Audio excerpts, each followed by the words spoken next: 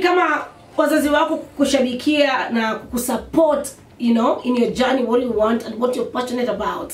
Sasa Nikita Caring, ukitembea Nairobi, okay, kwa wale ambao waishi Nairobi, you'll just see billboards Nikita Caring all over. Wow, mama, nilizaliwa wapi mimi? Ati mama, I want to be a presenter. Ati chao, I went up chao. Hii ni Radio Jambo, karibu sana kwenye kipindi. Kama unaosha jua sasa hivi nasema asante sana.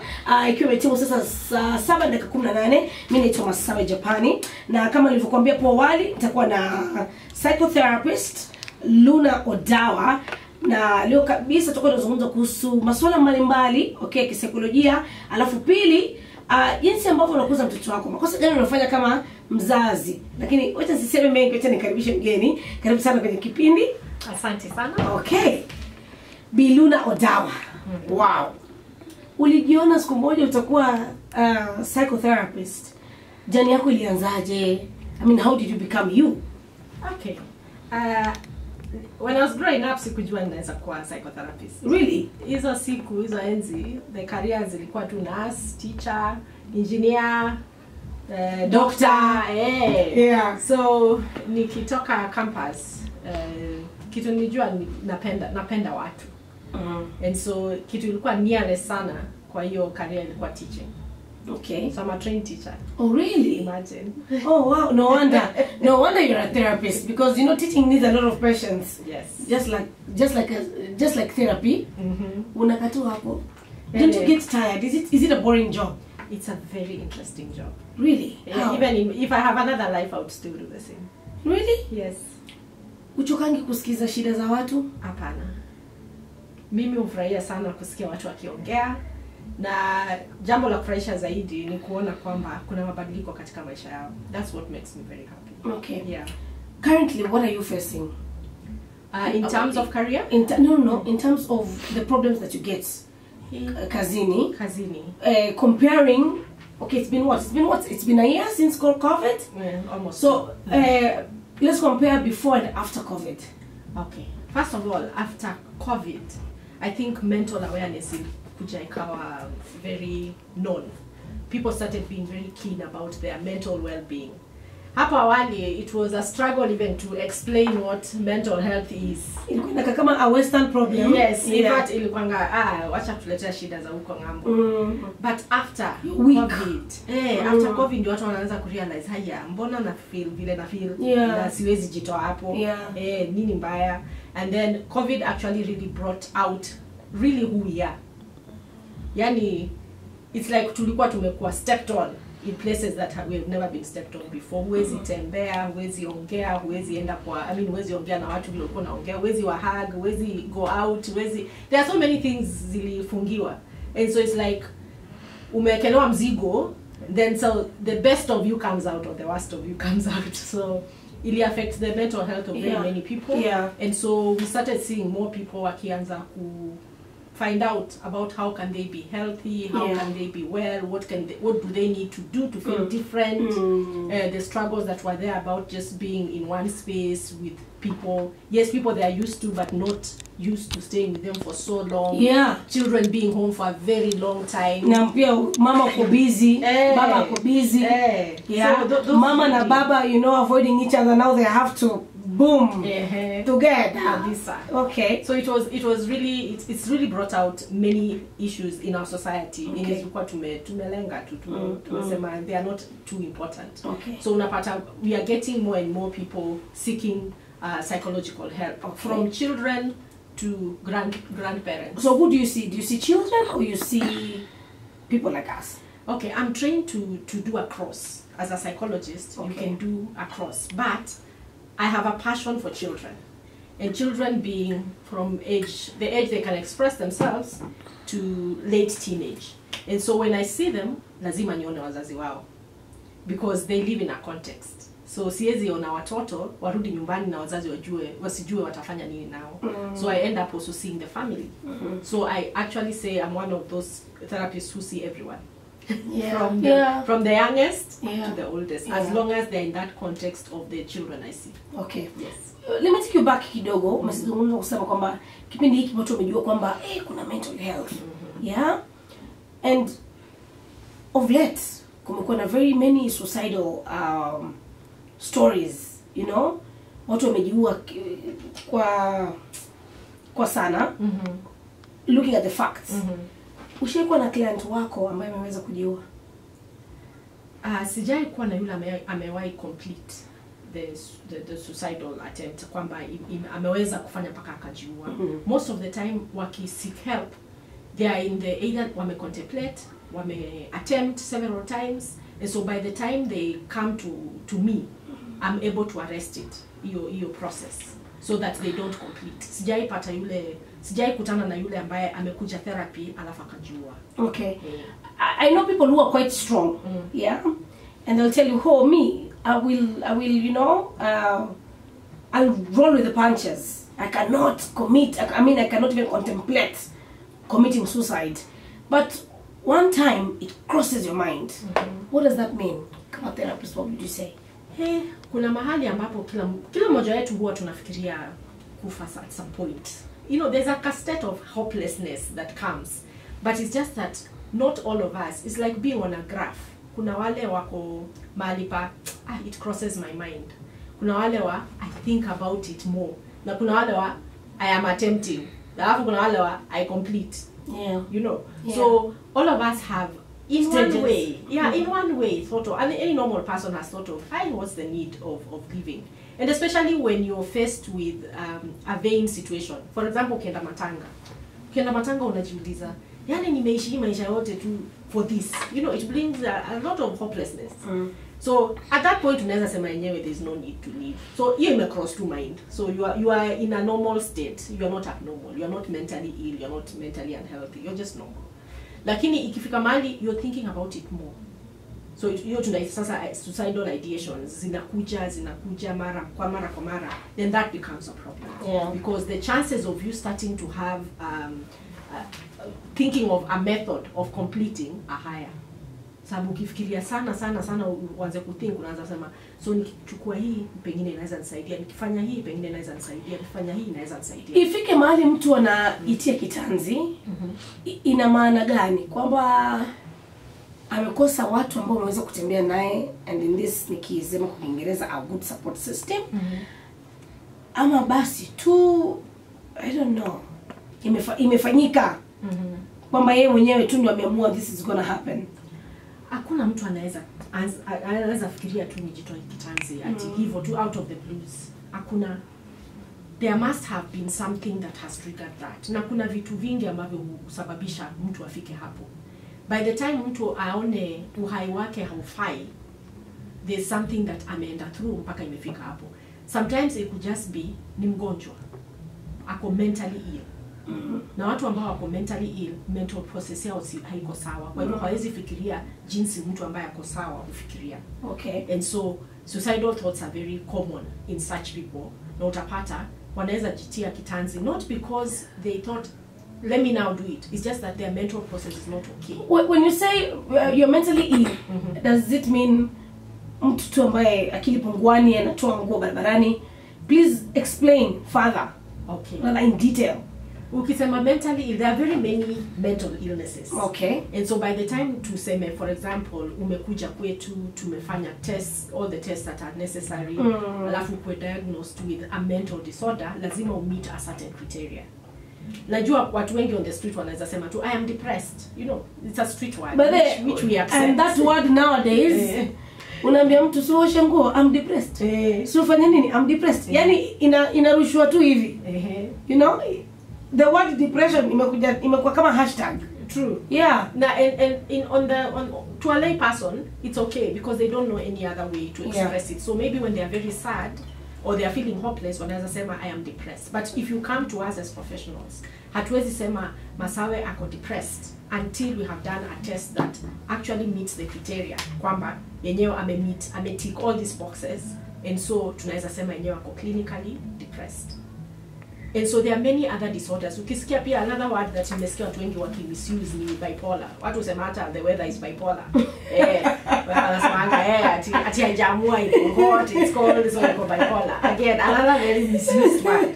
But it's a very serious mental disorder. But again, you have to meet the criteria.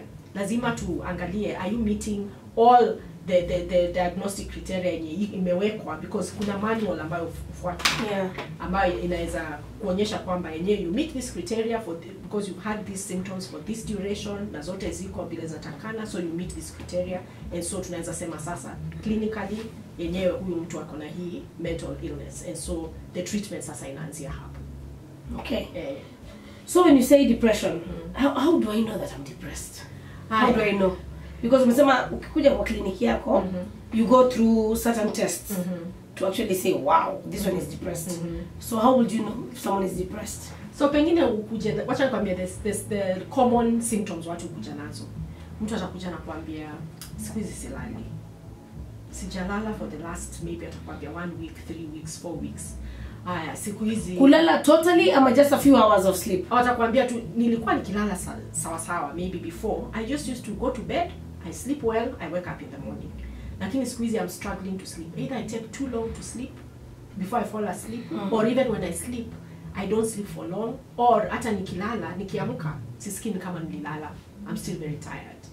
So wanaanzanga na symptoms ka hizo. I'm either eating too much or I'm eating very little, or I don't have an appetite at all. Alafu mwingine anakuambia pengine nakula, siku hizi nakula sana. Then I'm very irritable. You know, kitu kidogo tu I am off the roof, nimeenda kabisa, I go all the way. Wengine watakwambia sina concentration. I'm becoming very forgetful. You know, vitu zenye nilikuwa nakumbuka tu haraka siku hizi I'm struggling even just to keep a memory of something. Kuna mtu mjuzi ameniambia, yani nilisahau mimi mwenyewe, nilisahau nitaka niende job. Asubuhi nilisahau. Kuna mtu atakuja kuambia hata how do you get there?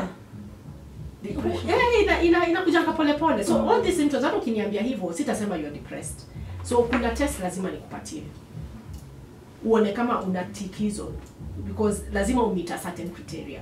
So vitu muhimu katika hiyo criteria ni huwa ni mood yako vile iko, na kama ume lose interest kwa vitu zenye zilikuwa zina interest before. So unaweza pata mtu anakuambia I used to enjoy hanging out with people, I no longer want anyone near me, nataka tu kwenda home kulala. Nilikuwa napenda kwenda mall kama ni watoto for example. Nowadays I tell you, hata ukiwaambia twende wakwambia sitaki kwenda, mimi nataka tu kaa peke yangu, sitaki kwenda kucheza, mimi nataka tu kaa peke yangu. So there are several symptoms, complaints people come with. Others even come with physical complaints. Niko na headache yenye indi, niko na backache yenye sielewi nini inafanya na kwa na backache. Mtu anaweza kuambia na mwana mguu, na huu mguu nimeenda kila mahali. Umepimwa, nimefanywa MRI, hakuna kitu. Nimeambiwa niko sawa, so nimetumwa kwa psychologist. Kwa nini ametumwa kwa psychologist? Because there could be something. So it's not necessarily depression, but there could be a mental issue or a psychological issue that is going on. So kuna vitu kadhaa si uangalia kabla tu sema mtu ana kitu fulani. Okay. So niko naye psychotherapist Luna Odawa, na tukaporudi hewani tutakuwa tunazungumza mengi zaidi kuhusiana na jinsi ambavyo wewe kama mzazi unatakiwa kufanya, makosa gani unafanya kumlea mtoto wako. Okay, kuna anxiety, kuna depression, kuna hapo kwa I know hata leo sidhani kama tutamaliza, tutakuja tena. Kuna teenagehood. Umeelewa? Wala yani unajaribiwa hapa sasa, ndio kujaribiwa na mambo ya ulezi. Sawa, ina short swali la tu kwamba una swali na kupatia fursa kuweza kuuliza maswali. Line yangu ya studio kwenye 22494 Almasawi Japan, Twitter, Insta, Facebook 0204445975. Leo jamani nimewaletea psychotherapist Luna Odawa kizungumza kuhusu masuala ya nasema kiakili, mental health. Mental health. Hey, you know nowadays you can't touch mental health on social media.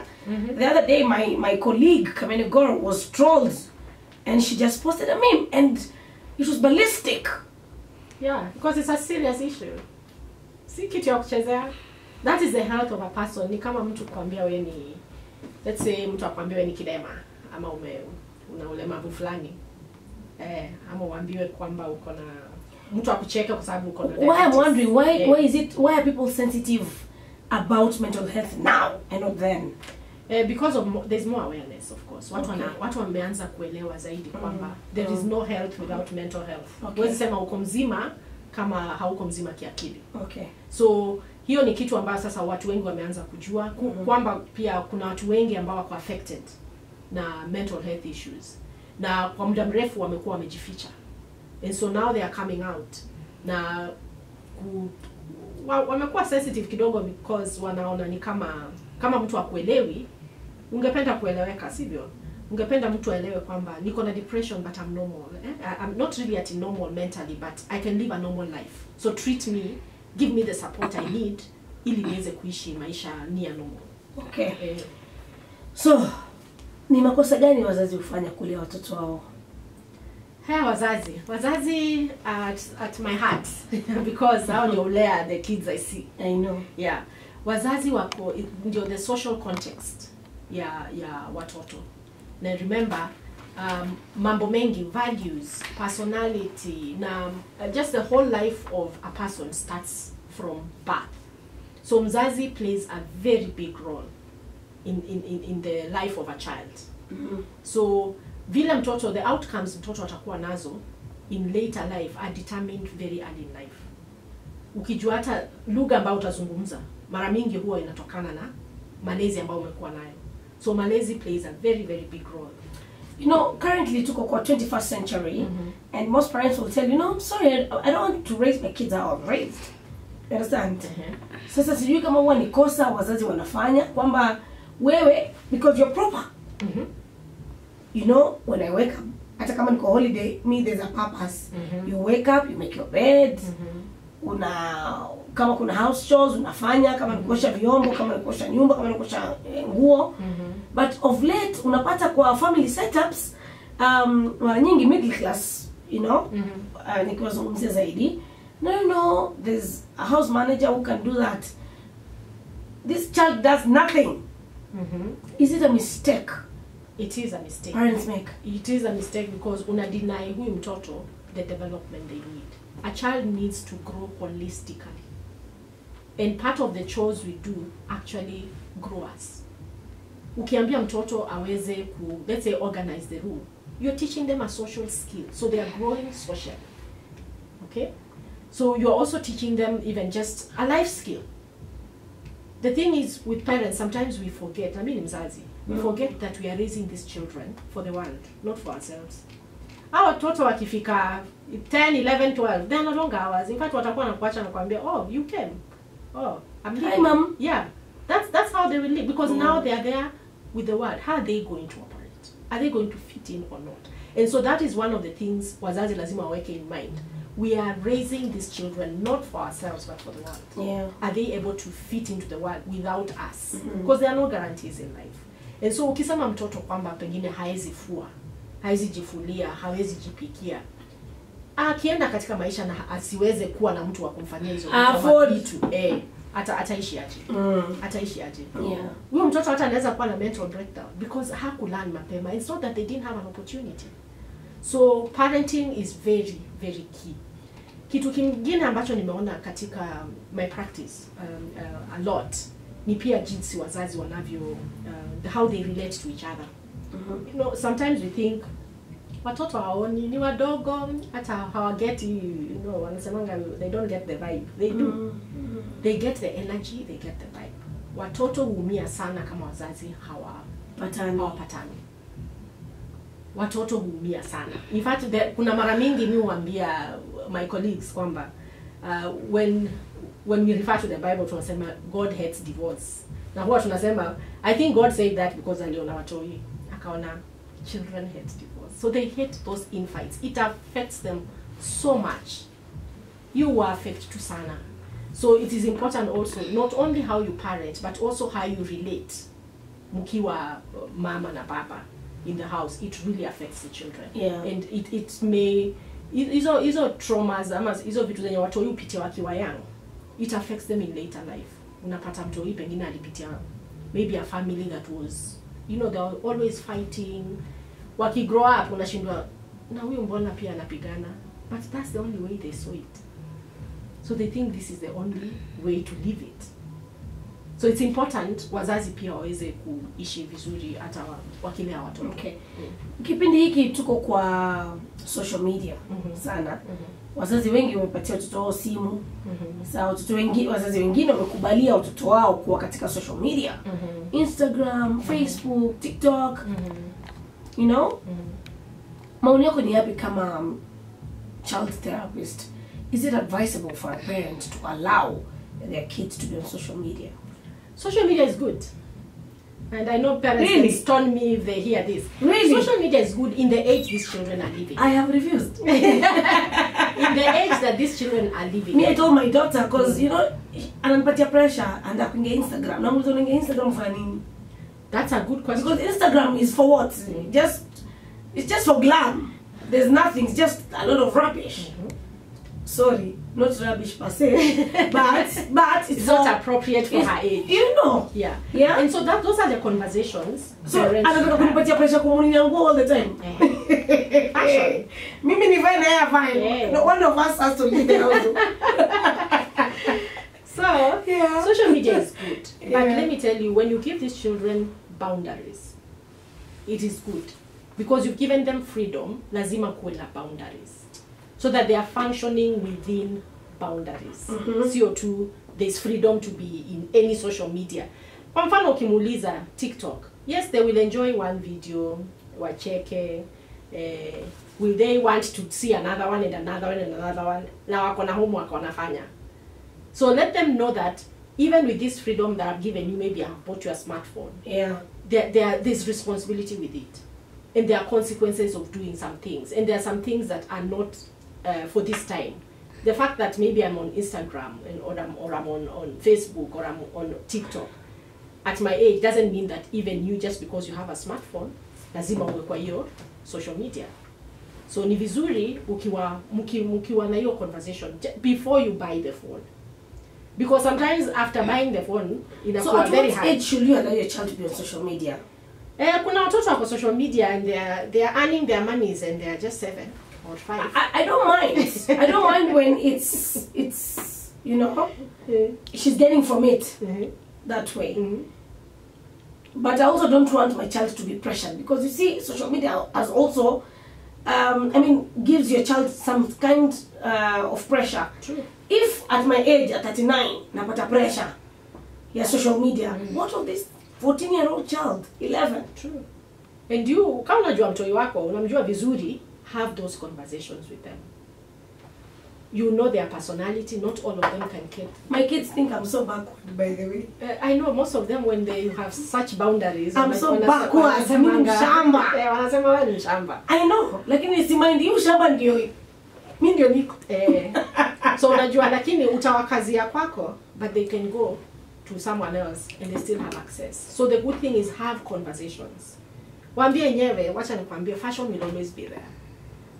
Ndio unaweza kuwa unataka kuwa fashionista, but so you will. Which is the right social platform for your kids to be in? Is there one that is right? I don't know. You tell me. You're the expert. I'm not sure there's just one that is right, but different platforms offer different things for these children. There are those that you know. I actually don't mind them to be on Twitter, but sasa atakutana huko na Dennis Tumbi.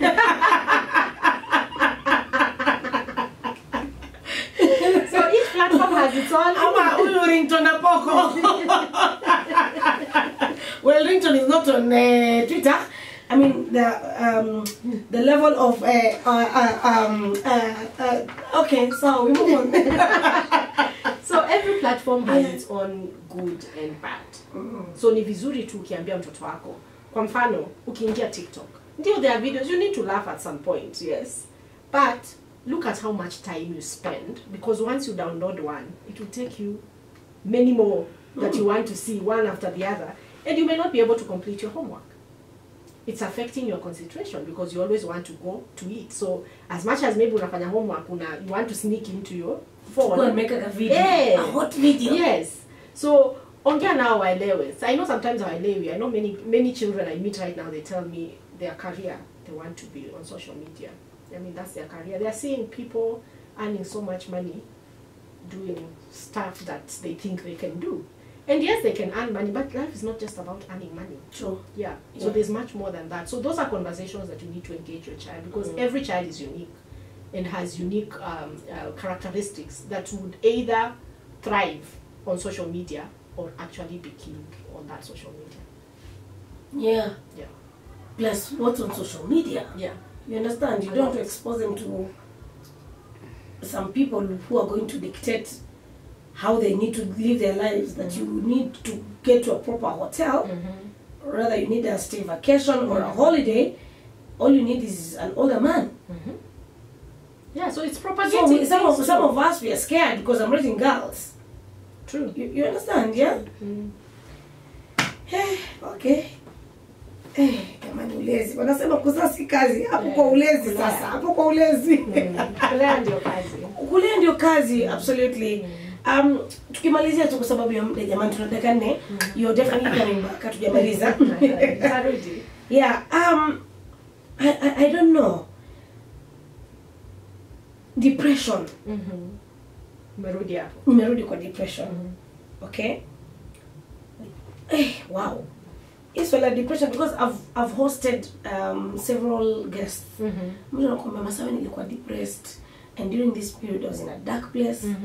You know, and I didn't know how to come out of it. Right now kuna msikilizaji who feels or pengine hajielewi, ajui hata hali yake. Lakini yuko kwa hiyo sintofahamu. Umeelewa? Wewe kama a psychotherapist, Luna Odawa, unaweza kusemaje kwa mtu pengine anahisi, honestly there's a type of way I feel that thought of wanting to commit suicide ever crossed their minds? What would you say? Okay, one of the things that is a protective factor kwa watu ambao wako na mental, maybe psychological issues, let me not call them really mental, but psychological issues, ni social support. Ukiwa na watu ambao wanaweza kukusaidia, someone you can talk to, because sometimes these people suffer kwa sababu hawana mtu mwingine ambaye anawaelewa. So wakiwa na watu ambao wanawasurround, people who can give them hope, people who they can tell how they are feeling, then it will be good. Because hao watu pengine ndio watakusaidia uweze kupata usaidizi. There are actually even hotlines that people can call for free. There's a Red Cross line. I think it's 199 or something. I'm not sure. Not one. Well, some hotline. Yeah, Red Cross. And you'll find counselors who are waiting to talk to you. Kuna a suicide line, befrienders, who also wanasaidia watu ambao pengine wangependa sio kupenda, lakini wanajihisi kwamba wako katika hiyo hali ya kutaka kujitia kitanzi. You can also look for therapists online. Squeezy kuna teletherapy, unaweza ongea na therapist online aweze kusaidia. Ukiona imezidi sana, enda hata hospitali ambayo iko hapo karibu. Squeezy kuna watu ambao wanaweza kusaidia katika hata hospitali. Lakini usikae peke yako ujiisolate useme I will snap out of this. You don't snap out of Now kwa wazazi ama the people around this person who feels depressed, ambao hawaamini kwamba sasa ni nini anatusumbua pati depression. Unajua kuna ile dharau, mtu anaamini kwamba depression ni kitu cha kizungu. I mean, it's a bored problem. You're an African, you need to toughen up. Yeah, true. Awamini. Mtu kama huyu unaweza kumwambia ni kitu gani sasa hivi? Wacha nikwambie, sio wazazi tu, lakini hata friends and family near you. This is a serious thing. Ukisikia mtu akikwambia I'm feeling hopeless, I'm feeling I'm in a dark place, I don't know what to do, please take it seriously. And especially if they mention suicide. Najisikia, you know, I can end it. And they use many words. I feel like I can end it. I feel like there's no need of living. I feel like I can just do it once. And you know, they use other words that just connotate your suicide. Yeah. Listen to them. Children are so fond of writing notes. So wazazi mkuwe very very keen. Wanaandikana to notes, wanaandika mahali, unaweza kushare to today I feel this way. You know, umesema hivyo nikakumbuka a note my daughter wrote to me when she was 5. She was actually moving out. Mommy goodbye, I'm going to another home. Have a what? Have a safe stay. So she's moving out. Oh girl, you're 5. Yes. You're moving to where? And let me tell you, that gives you some indication. No. She said because I shout at her. But then I told her, but you want to keep on cheating and bullying your sister. Yeah. So you see, that gives you an indication of where she is. She's feeling, she's had it, she's fed up. So you can pick up at 5. Yeah. At 5. You can pick up a conversation from there and tell her that we don't respond like this to life. Yeah. That's so you can pick up a conversation. It's a teachable moment, your time. Yeah. So saa zingine unapata mtoto mwenye ako frustrated ameweka note kwa mfuko yake kama so wanawekanga strategic places zenye mnaweza pata.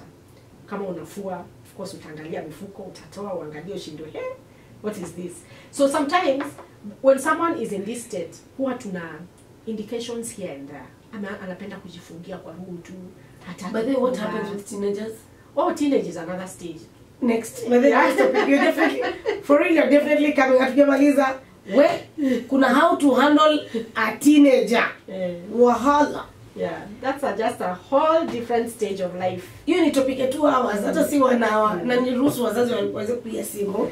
Wa maneno kwa mwisho Luna Odawa, psychotherapist, unaweza kusemaje? Mimi nataka tu kuambia wananchi kwamba chukulieni mental health seriously. Kama unasikia kwamba uko katika space ambao uelewi, pengine mentally uelewi kwa wapi, umechanganyikiwa ama kuna mambo ambayo unapitia na unafikiria ni wewe tu unapitia, tafuta mtu ambaye anaelewa haya mambo. Umuelezee. Hata kama ni rafiki, huyo rafiki anaweza kuwa anajua a professional mwenye anaweza kusaidia.